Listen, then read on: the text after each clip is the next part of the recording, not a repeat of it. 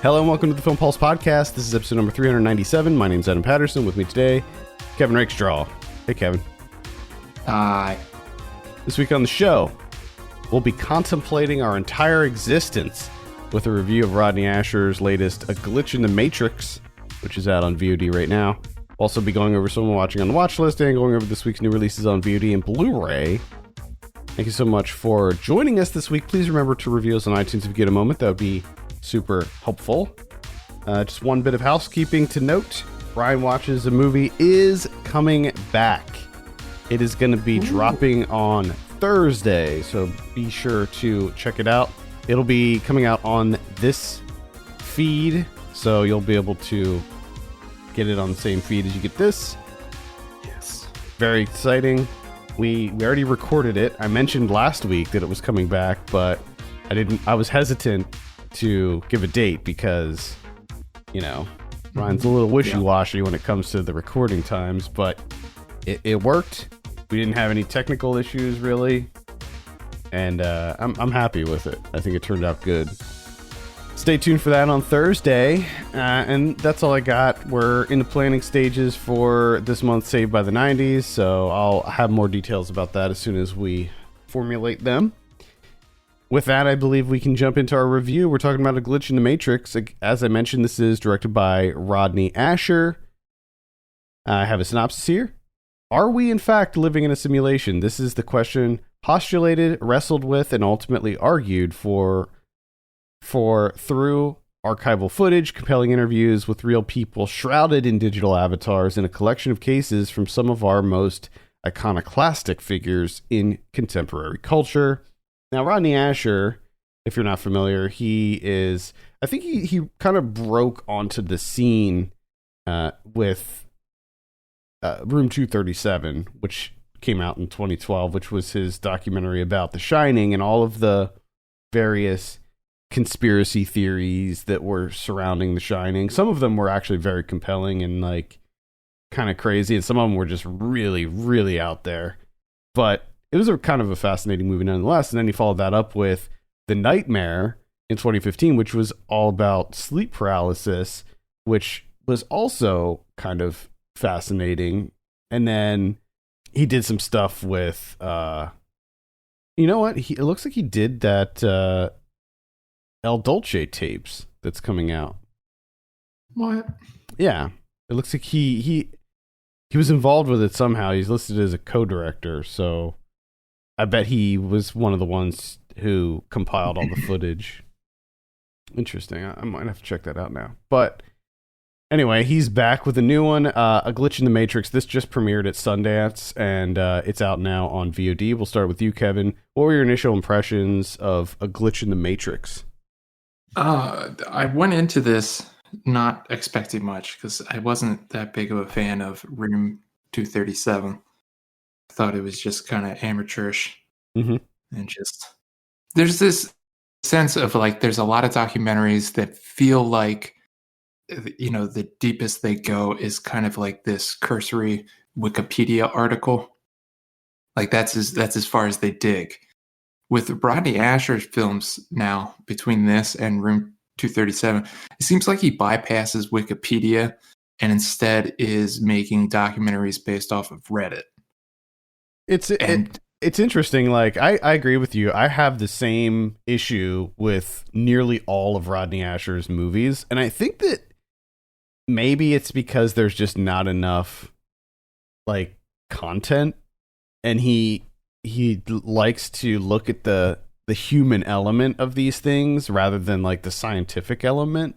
So in The Nightmare, for example, a lot of that movie was people who have experienced sleep paralysis telling their story about the various things that they experience while in sleep paralysis, which was not, to me at least, was not nearly as interesting as learning about sleep paralysis, like in general, like the condition. Yeah. And I think the same could be said about A Glitch in the Matrix, where you have a movie that's all about this simulation theory. I think they call it simulation argument in this, but which I think in and of itself is a fascinating topic to dive into, but you have very little. Now, he does talk to like scientists and scholars and stuff about like what it is and sort of the theories behind it.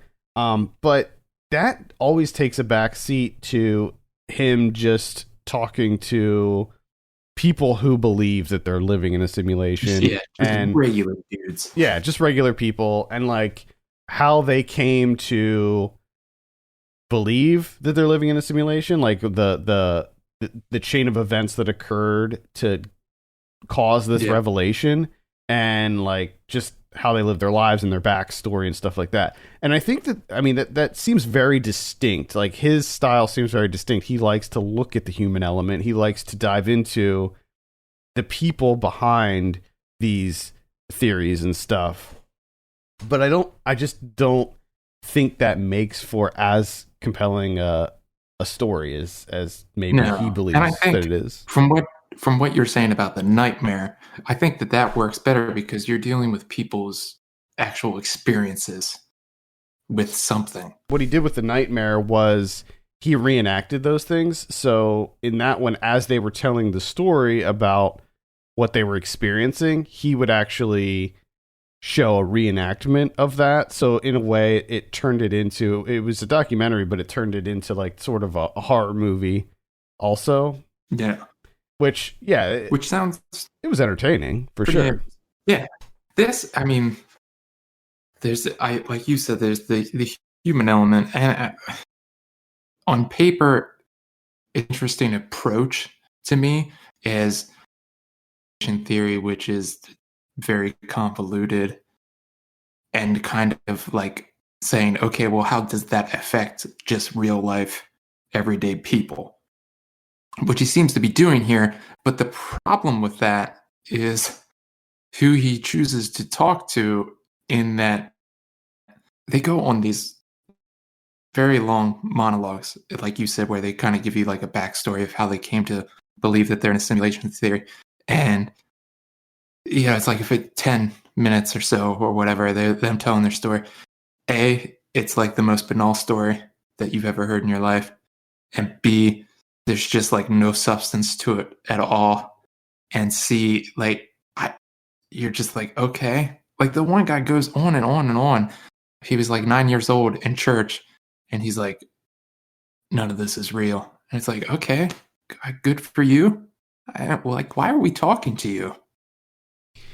I think what he tries to do is look for through lines with each of these people. So like the religious angle, like he'll look for commonalities between all of these individuals and try to figure out why these people would have this sort of thought process and what the contributing factors are to believing that we're living in a simulation. And the thing to note here, and I saw like some people on Letterboxd and mentioning about how these are like Reddit style conspiracy theories and stuff like that. I don't consider simulation theory to be a conspiracy theory. I don't think that there is any kind of conspiring that's happening here. I find it to be I find it to just be it's not, I mean, I can see where one could lump it into like the flat earthers or something like that, but I think that it's way more complex and fascinating than something like that. Because even when you do interview like physicists and scientists and all of these very knowledgeable people, most of them will be like, we could be. Like they all look at it, most of them, I would say, look at it as like a viable possibility, which is crazy. Well, and I think that's always the interesting thing in terms of just reality and our existence. Is like you have no idea. So it could literally be anything. You know what I mean? You can just throw stuff out there, and you might be surprised how many people you get to share that point of view or be like, oh yeah, I mean, look at Scientology, for Christ's sake. I mean, look at some of the shit that's out there. That there's a large number of people that are like, "Yep, this is it. This is what it's all about." And like, I like him. I like the idea again of him trying to find this through line and attribute it to again everyday people. I just like the actual outcome is he just talks to very uninteresting people. And like the other guys, he's talking about how he keeps track of synchronicities Mm-hmm. in his life on this like Excel spreadsheet, or he's using Google Sheets, whatever the fuck it is.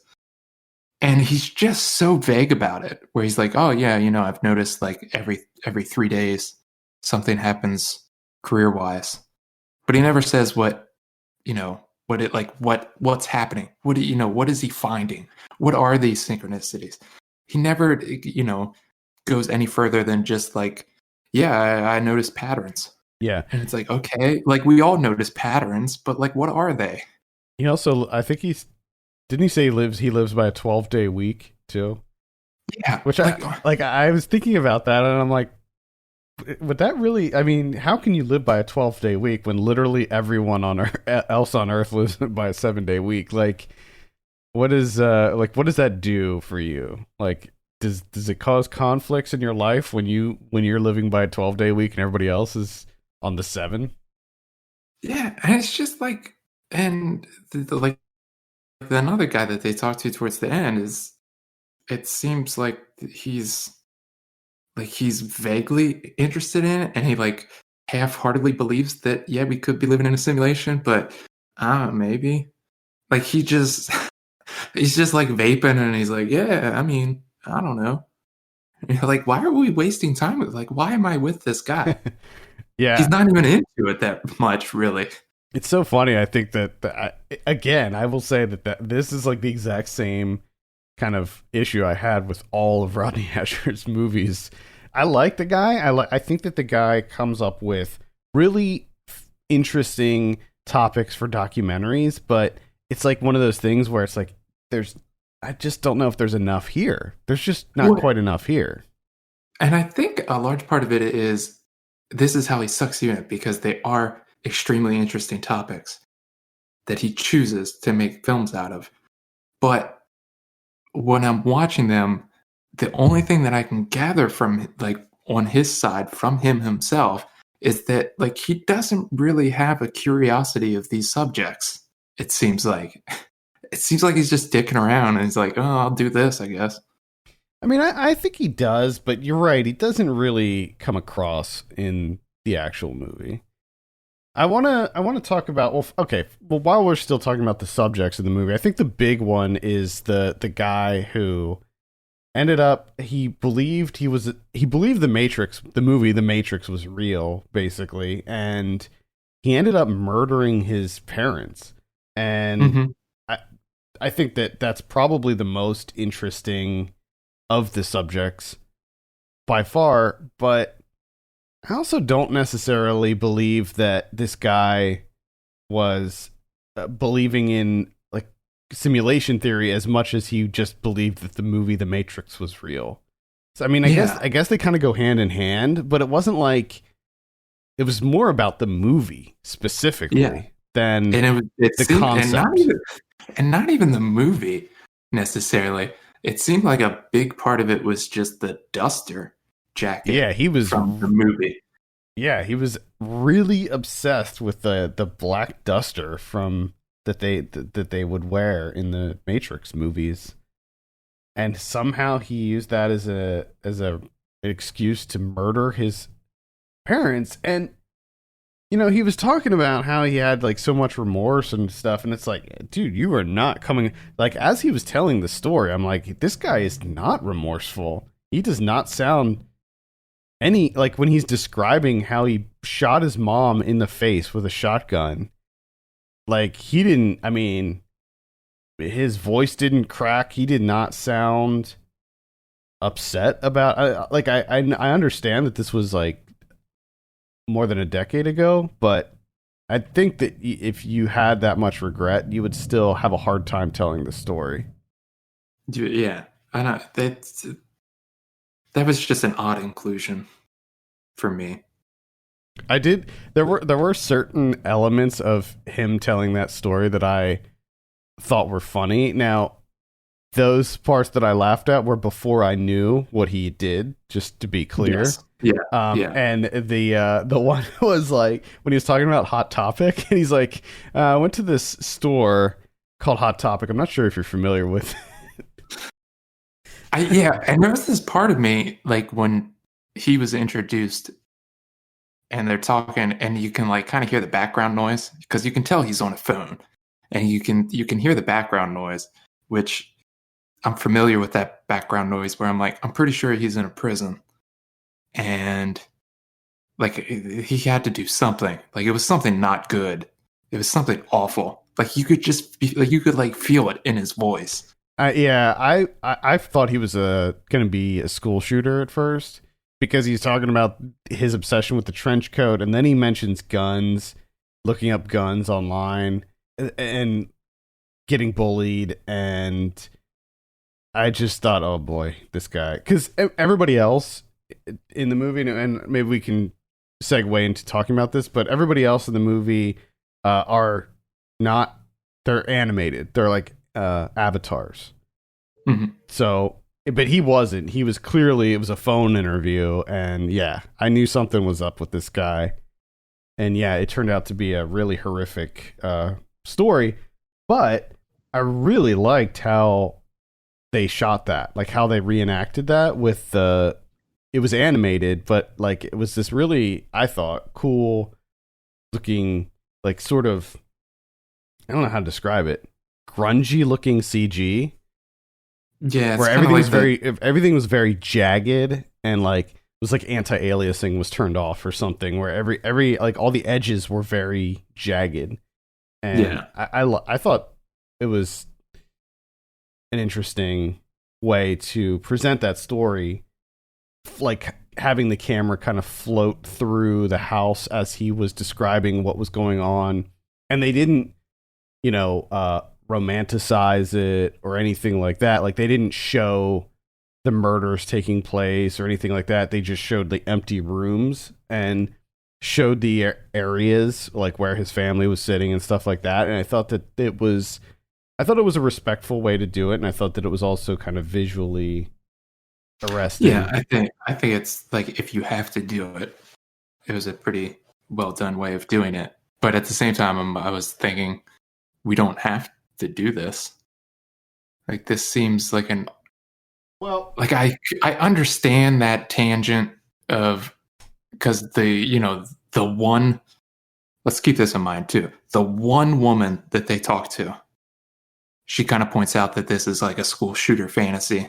Is where like you are privy to this information that no one, like everyone else, is just sheep, and you've somehow woken up and busted out of the pod like Neo. And then, it's kind of tying this in. But I don't know. It's like, it just didn't work for me. Just to spend that much time with him recounting essentially like minute by minute the day of him killing his parents. It was just like, why are we focusing so much time on this when you have like actual like theoretical minds? Mm-hmm. And you're interviewing them, like they're part of the documentary, but like they really feel like they're only there for like 4 or 5 minutes total. Like if you accumulate everything. Yeah, and see, that's the big problem, is that there's so little discussion of the actual theory, like what basis there is, and so much of it is just anecdotal discussions from these avatars. And I think that I just wanted more of the kind of science aspect of it in there. Like, yeah, having subjects who believe in this is fine, but when it's the overwhelming majority of your movie, I think that that's where it becomes problematic. And I do understand why he would want to include this guy's story, just because of the Matrix angle and because it shows the potential downside of believing in something like this, where this guy believed so much that that the Matrix was real, that he killed his parents to prove it, I guess, which doesn't really make a whole lot of sense to me. But I mean, that's what he claims, at least. But what did you think? What did you think of the decision to do the kind of avatars rather than just interviewing the people face to face? I mean, it's a gimmick. Let's just call it what it is. Like, at first I was like, oh, this is like an interesting thing. And then I was like, oh, this is just, I guess, window dressing for the sense that it's a talking head documentary and you don't really have anything else. But I think it also, like, it kind of, I guess it worked. I don't know. I think I liked it. I think that it plays into the whole subject matter of the movie, where we're essentially all living in a video game and everything's a video game within a video game. And so I think that it worked in that regard, but I also think that it was window dressing, which I'm totally fine with, because otherwise, and I think that we're going to see this a lot with documentaries in 2021, just Zoom interviews. Like, everything's going to be, interviews with people over Zoom, and it's going to get boring real fast. So I think that the decision to animate the interviews was kind of refreshing. And I did like how anytime like the quality would drop, there would be like he would like do like the glitchy stuff with the animation, and he kept it light for the most part, like because the thing is, like, a lot of these stories, like, there's the one really serious story, and he obviously doesn't animate that guy. But the other stories in this are fairly light. You know, they're not like super dark and serious, and he keeps things pretty whimsical as far as like the characters go. So I liked that aspect of it. The rest of the animation I thought was, it had a distinct style. I don't know if I necessarily loved it or anything, but it was okay. It was very stripped down. Like, everything was kept very basic. So there was a lot of CG that was just kind of meant to look like like blueprints or like sort of foundational things. Yeah.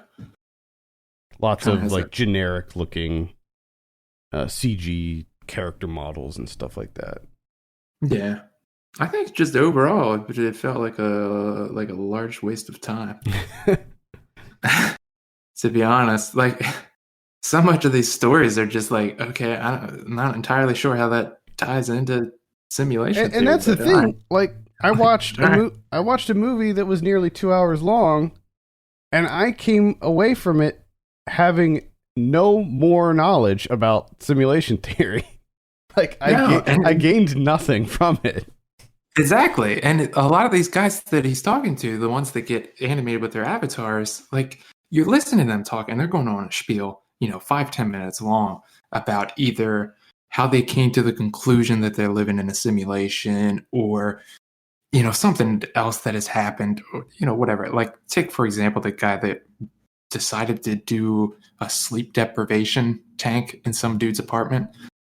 Like, he goes on about, like, he decides to do it, he's looking online, and he goes to the guy's apartment, he asks questions, he sits down at the tank, he's going through all this, and I'm like, yeah, like you're saying a lot of words, you're walking me through it, this experience that you had, but like, at the basis of it, you're not saying anything.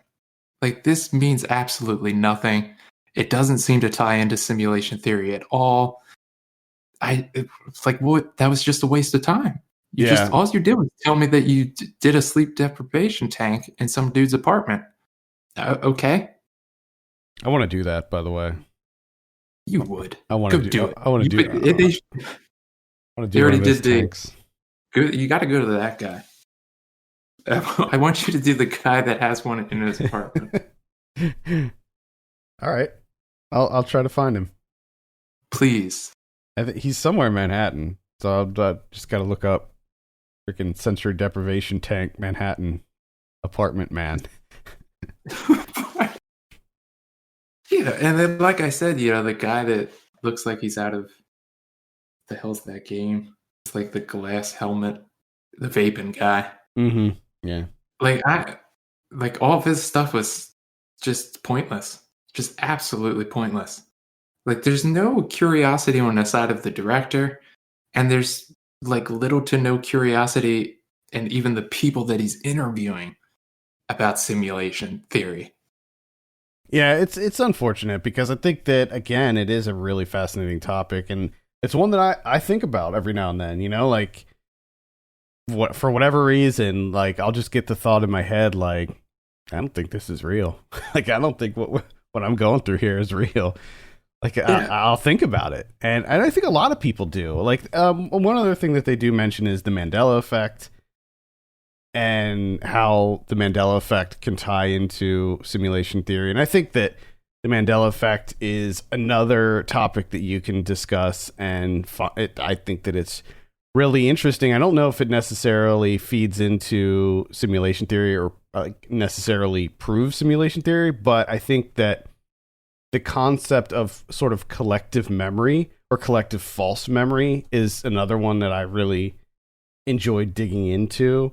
And I think the Mandela effect is one of those things, because there's some of those that when I learn about it, it's just like it blows me away. Like after this movie, I did a Mandela effect test, and I only got 20% of them right. Wow. Yeah. So like there were so many things that I thought were one way and are actually another way. Like Fruit of the Loom, the Fruit of the Loom logo. Yeah. Like I could have sworn that there was a cornucopia in that logo. There's not. Yeah, I don't remember there being a cornucopia. Well, I think it's just fruit. It's just fruit, right? Yes, it's just a pile of fruit, but I could have sworn there was a little cornucopia back there. I love that too. What's your logo? It's a pile of fruit. What do you sell? Underwear. Undershirts.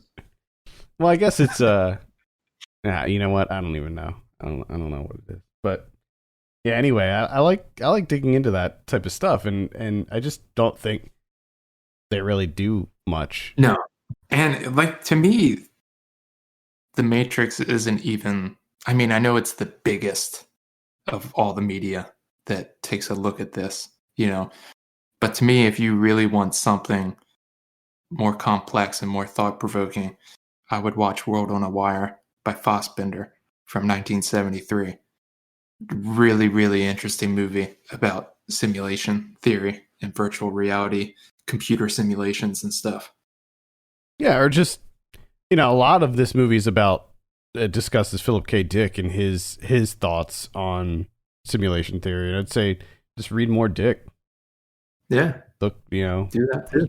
Do that. Check out some of his things, like Man in High Castle and Scanner Darkly and some of his other works. Actually, everything. I pretty much love all Philip K. Dick stuff. So, what an advanced mind he had.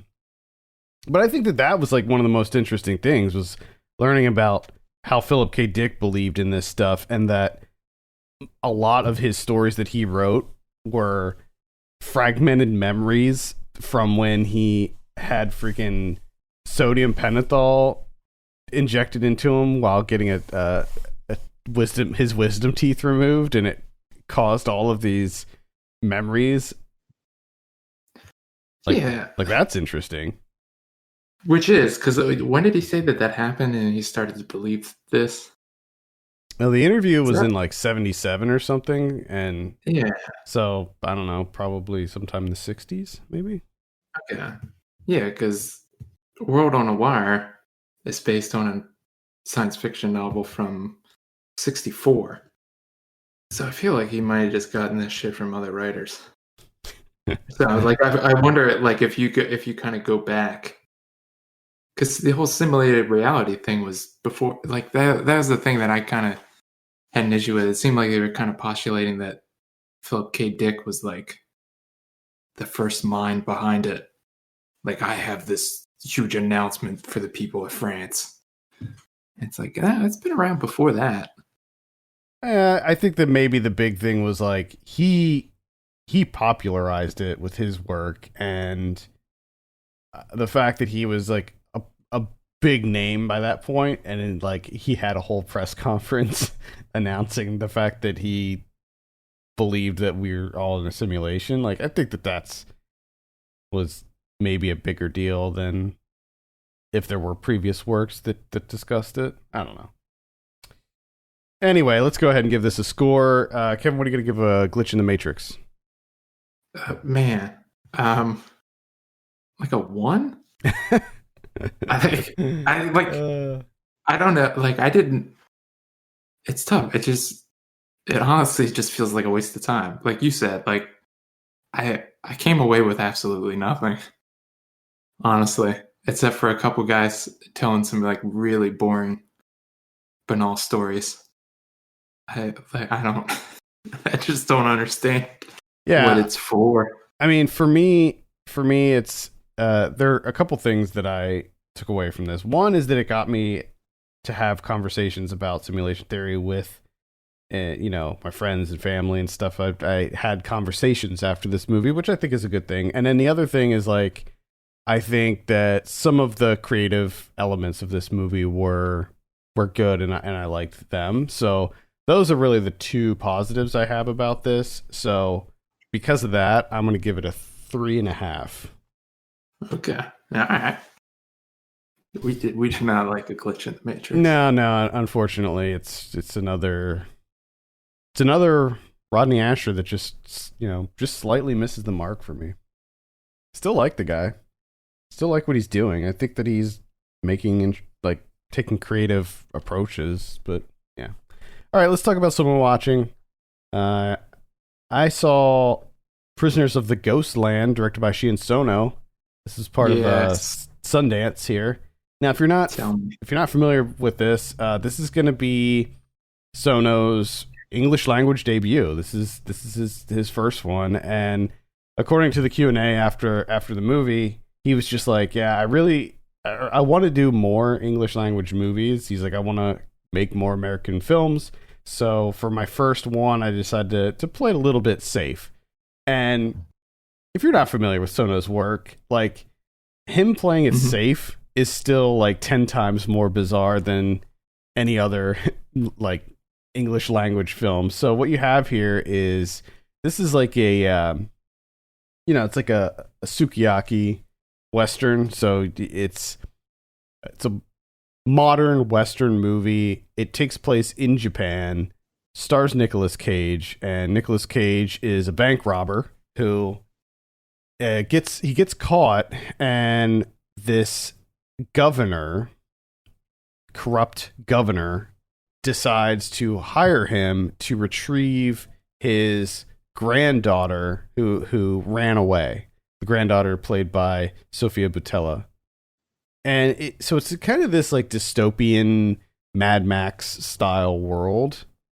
And what he does is he straps bombs all over Nicolas Cage. He puts him in the suit, straps bombs. So there's a bomb on each arm, there's a bomb on his neck, and there's 2 bombs on each of his testicles. So he has nutsack bombs attached to him. And he has like 3 days or something to go retrieve this guy's granddaughter, bring her back, or else the bombs explode. And then he also has like sensors and stuff. So like if he physically abuses or attacks a woman, it'll go off. So he can't like put his hands on her. And it also has sensors that basically like if he gets horny, it'll go off. So he can't, take advantage of her either. And it's weird. It's definitely weird. I was kind of hoping for a little bit more action. It's fairly light on action, and Nicolas Cage is great in it. I mean, it's pure Cage, and I think that even Nicolas Cage in an interview said that it was like his craziest role yet, but I don't necessarily agree with that. He doesn't have that much dialogue, and yeah, it's It's weird, but I don't know. I guess my expectations were just a bit too high. It is Sono's highest budget film, and you can clearly see that on screen. There's giant sets in this movie. Very big, elaborate, beautiful sets, and the world building is pretty solid in this too. Lots of gorgeous cinematography in here, and I recommend it. Just know what you're getting into. I think that it helps if you're kind of familiar with Sono's work. It's not necessarily an accessible film necessarily. I think Chris was watching this at the same time as me, and he was comparing it to Holy Mountain, and I don't disagree with that. So it's definitely out there. Maybe not as out there as like a Jodorowsky film, but it's something. So I would recommend it.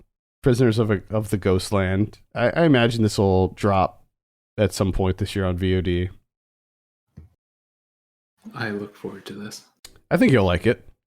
I think as long as you understand going into it that it's not very action heavy, there is action, but it's pretty sparse, and it really just happens at the end. It is satisfying, but I was just... Oh, the other big thing.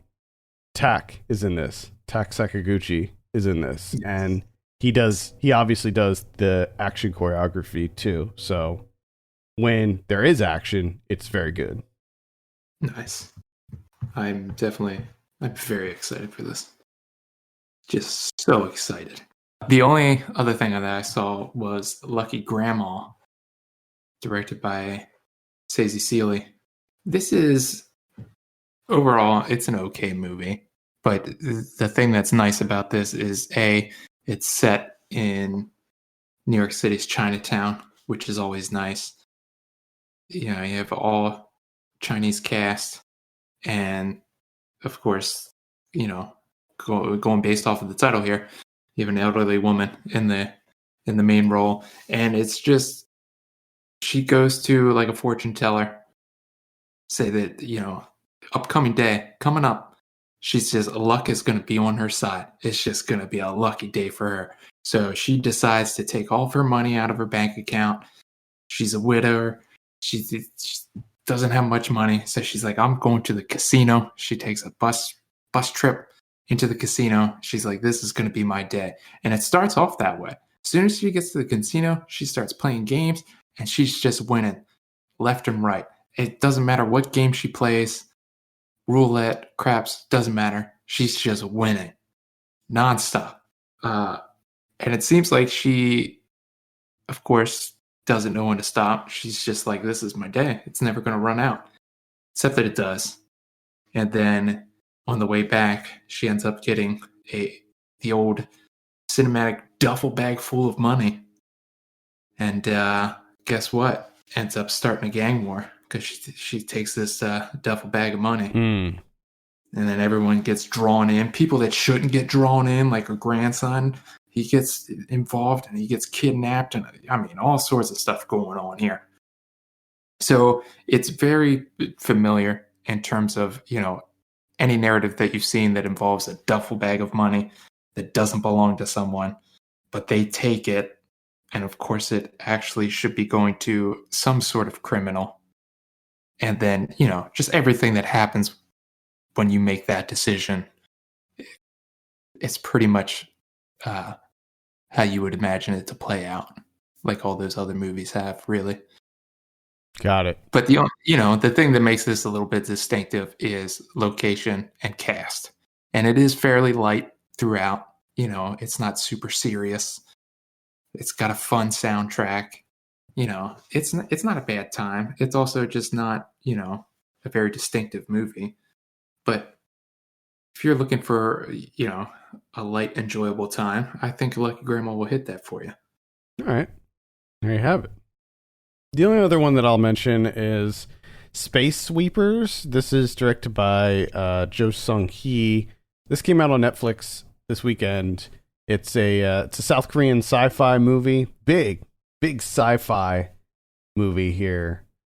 really good effects work in it. Most of it takes place in space, and it's definitely got a little bit of a like a Firefly kind of vibe to it. Even maybe some Cowboy Bebop in there, where you have these this scrappy ragtag group of they're like sort of junk collectors. So like they go out and they find like abandoned shit in space and gather it up and get paid, because in the future, this takes place in 2092, space is just littered with garbage, and it's very dangerous obviously to have that garbage floating around. So this team, they go around and they pick up all this garbage and scavenge what they can out of the ships, and then take it in and get paid to turn in these like junk, piles of junk. And what happens is they end up going out and retrieving the ship, and guess what? There's a little girl on board, and turns out that this little girl is very, very special. She's a very special little girl, and there's a lot of people looking for this little girl. She's worth a lot of money, and so they have to decide if they're going to turn her in, make a bunch of money, who they're going to turn her into. There's all these different like factions that are trying to get the girl. And then really what's going on? Like, why are they going after this girl?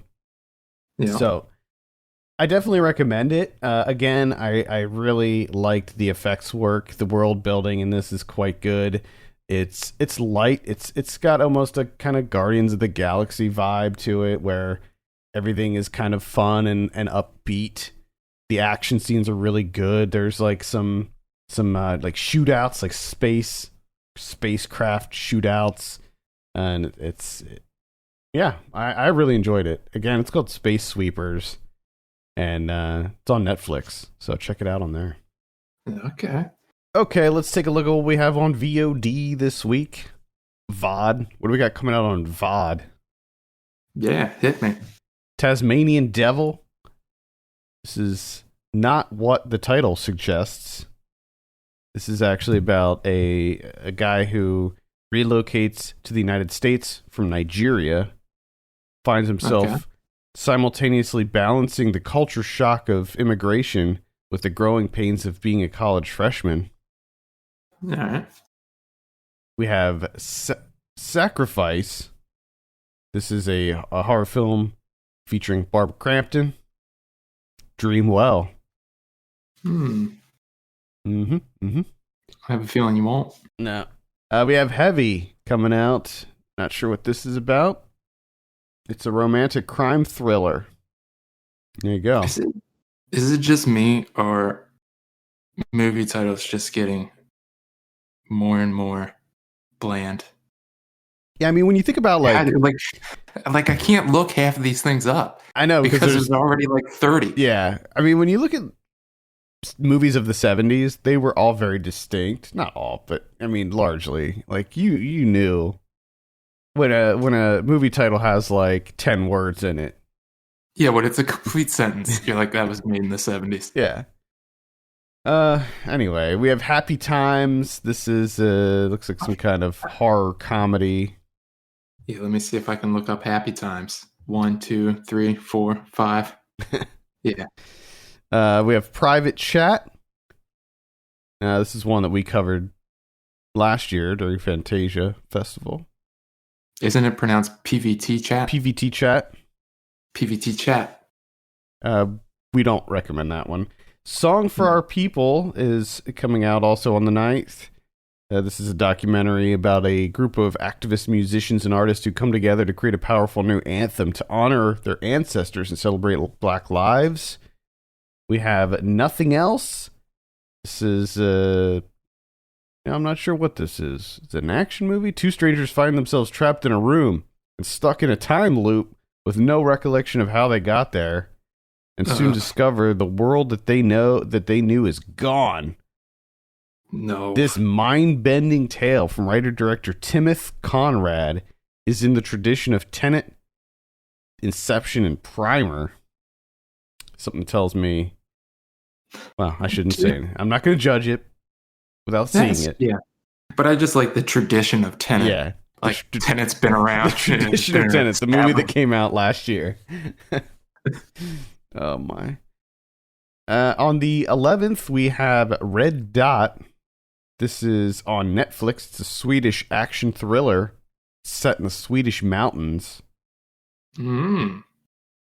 It's about a couple who head off to rekindle their relationship, but after they end up, what is this? They end up being hunted by some people in the woods, I guess. All right. On the 11th, we have The Map of Tiny Perfect Things. This is on Amazon Prime. Also on the 12th, we have Young Hearts. It's some kind of romantic. I don't know if it's a comedy. It might be just a romance movie. We have Lapsus. Noah Hutton. Yeah. I'm glad that this got picked up and is coming out. I believe it's Me too. Film Movement that's putting this out. Highly recommend. Highly recommend Lapsus. Definitely. I agree with that. I just want to go back to The Map of Tiny Perfect Things. Also, a time warp loop. Oh, yeah, movie. It is. Yeah. When will that die? Never. Absolutely never. We have Cowboys coming out starring Steve Zahn. We have Cowboys. Yeah, Cowboys. It's about Steve Zahn coming back. It's about a troubled but well-intentioned father who's recently separated from his wife, and I guess his wife is refusing to let their trans son live his authentic self. Paradise Cove comes out. This is a thriller of sorts, it looks like. Mina Suvari's in there. Me You Madness. What? Me You Madness comes out. There's no commas. It's just Me You Madness. So it's just, you got to say it all in one stream here. Me You Madness. It's not me, comma, you, comma, madness. It's Me You Madness. Looks like a dark comedy. Probably not going to be worth a look. We have Hopeless Romantic. This is obviously a romantic comedy about, I don't know, looks kind of like a Sex and the City ripoff, really. We have Meltdown. That's a documentary about, I think glacial melt. Oh, okay. We have Happy Cleaners. This is about a family who have a cleaning business and they lose it, and it's about how they deal with it. Okay. I Blame Society. This is a horror comedy about one of these, like, it's about a woman who is like kind of social media obsessed and decides to like kill people. I don't know. It's not even worth. Too many of these. Mm-hmm. I believe that is it. That's a lot coming out. Not a whole lot worth a look, in my opinion, but Lapsus is really the only one that I would definitely recommend. On Blu-ray this week, we have The Parallax View from 1974, starring Warren Beatty. We have Elysium coming out on 4K. Didn't like that one. We have Freaky coming out on Blu-ray. Definitely recommend that. Elizabethtown from 2005 coming out. So it looks like Paramount is releasing a bunch of their like romance movies, I guess, for Valentine's Day. So Love Story from 1970 is also coming out. There's probably some other ones in here that I don't see. My Bloody Valentine from 1981 is coming out. That's going to be a remastered edition. Definitely recommend that if you haven't seen that yet. Tourist Trap from 1979. This is the uncut version coming out on Blu-ray. Nice. Recommend that. Greenland, starring Gerard Butler. That's the disaster movie that's coming out. Last time I talked to my dad, he's like, I spent $20 to see Greenland on VOD. I was like, I'm not surprised. My dad he loves disaster movies so much. He's like, it was bad.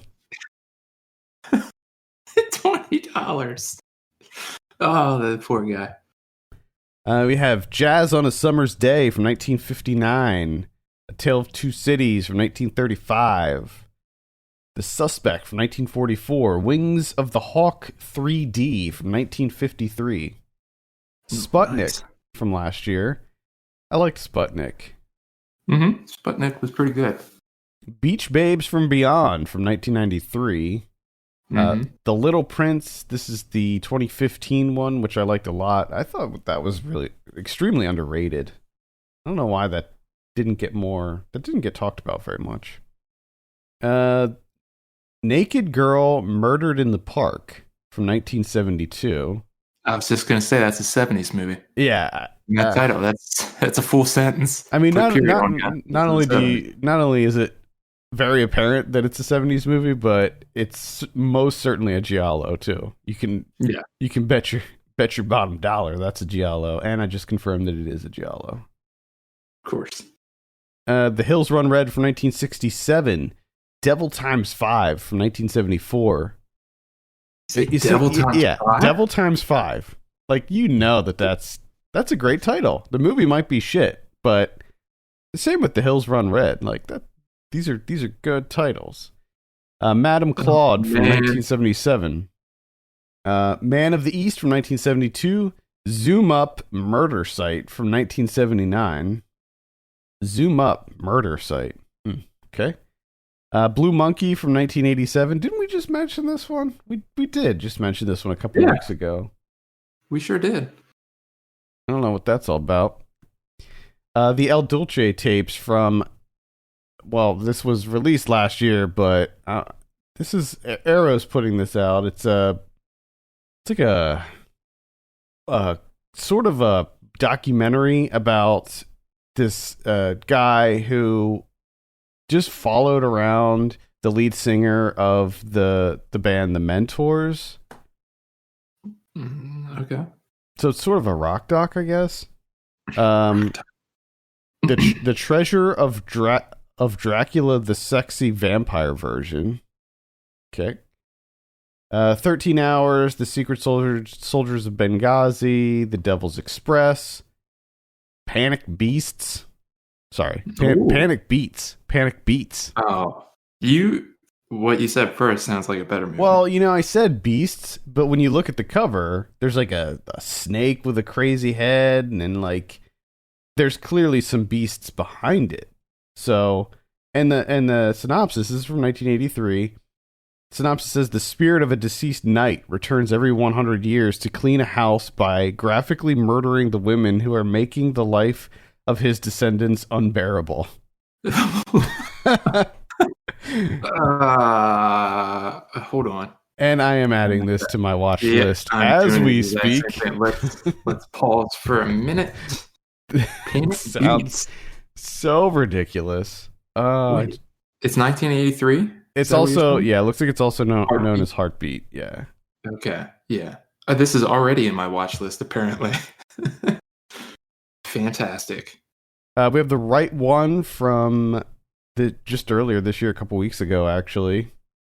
We have a review for that up on the site's romantic comedy.